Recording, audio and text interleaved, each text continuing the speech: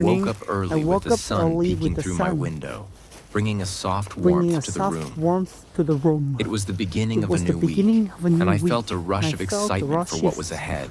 I had made it a routine to get up before sunrise because the city had a different kind of energy in the early hours.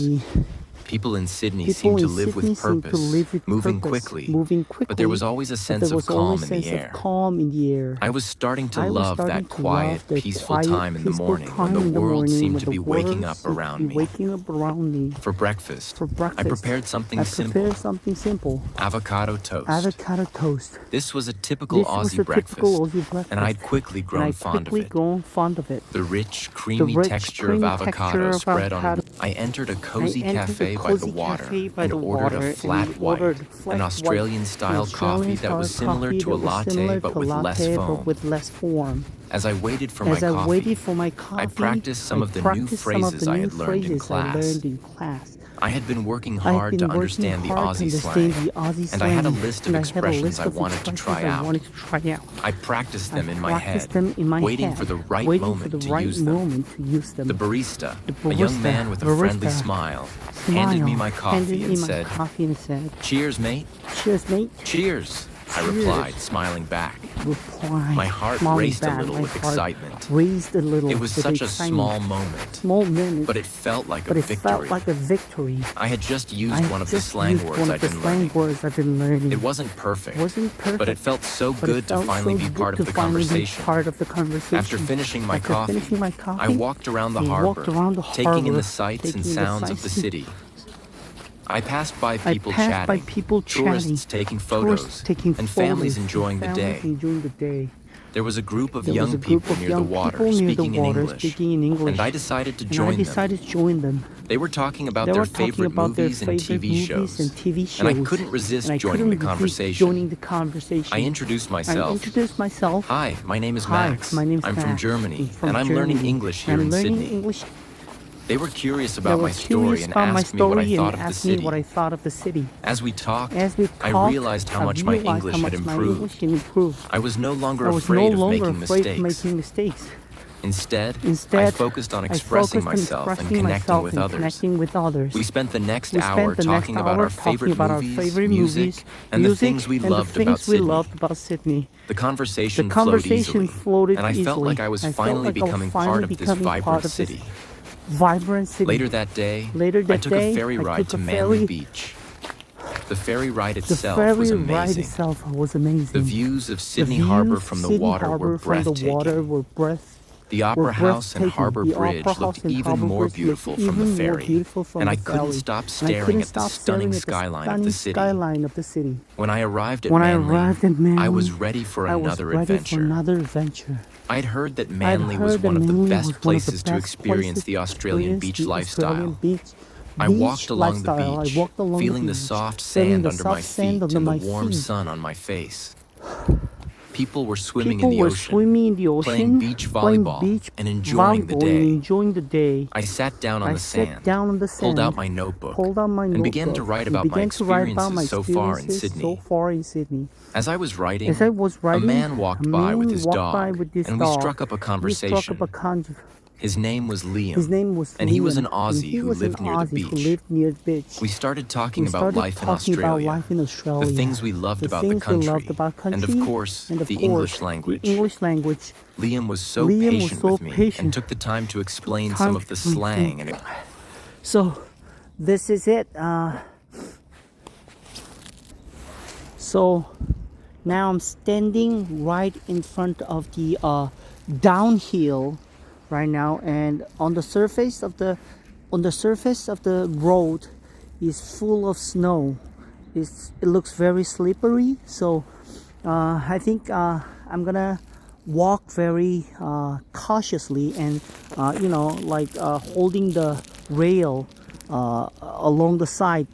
So on this street I'm gonna walk very slowly, and after end of this road hill, I'm gonna practice again. All right, so let's go slow. It's like sliding, It's like sliding. It's not walking, sliding down the hill. All right. Go in. Careful, slow. Walk slowly. All right. Okay. Let's go.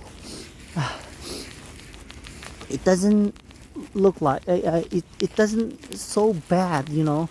It doesn't very. It's not very slippery, but it's yeah. It's all right. That's it. All right. We are close to the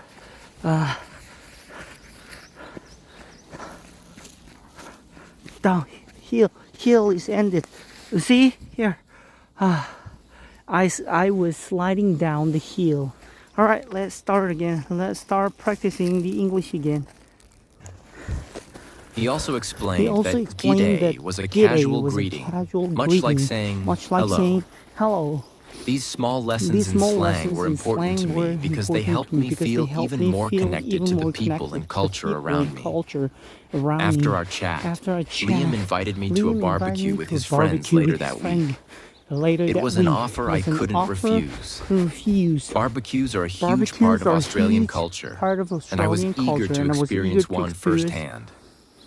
I thanked him and promised to see him soon. The rest of the day was spent exploring more of Manly, taking in the beautiful scenery, and practicing my English with the locals. Every time I spoke with someone, I felt a little more confident, and my vocabulary expanded. I realized that the more I used English in real-life situations, the better I became at understanding and speaking it. That evening, I headed back to my apartment, feeling a deep sense of fulfillment. I had spent the day not only exploring the beauty of Sydney, but also growing in my ability to speak and understand English. It wasn't just about the lessons in the classroom anymore. It was about living the language every day. When I got back to my apartment, I couldn't help but reflect on the incredible experiences I was having. Sydney had already become more than just a place to learn English. It had become my home, a place where I was learning, growing, and making memories that would last a lifetime. Every day was a new opportunity to improve, and I was loving every minute of it. By now, I had spent several months in Sydney, and every single day felt like a new chapter in a story I never wanted to end. My English was improving. My confidence was soaring, and I had learned so much about myself and the world around me. But the best part? I still had so many more experiences waiting for me. One morning, I woke up with the sun shining brightly through the window. I had gotten into the habit of waking up early. The city was still quiet at that time, and it gave me a sense of calm and excitement. It felt like a secret space where I could think, plan, and reflect before the busy day started. Today was special because I had an invitation to meet some of Liam's friends for a barbecue at his house. The thought of enjoying some grilled meats, chatting with new people, and practicing my English was enough to make me smile with excitement. I prepared a simple breakfast, a bowl of yogurt with fruit. It was light but filling, perfect for a busy day ahead. The day was warm, and I could hear the distant sound of seagulls outside. Sydney's atmosphere always made me feel alive. I wore something comfortable for the barbecue. A casual t-shirt, warmth of the Australian sun on my face. And I was reminded of how lucky I was to be here, learning English and experiencing so much. When I arrived at Liam's place, his house was surrounded by trees and flowers. It was a cozy little home with a big backyard, perfect for gatherings. That's it. Bye. Liam greeted me with a big smile and a friendly, Say bye "G'day, mate." to the audience. I smiled back, excited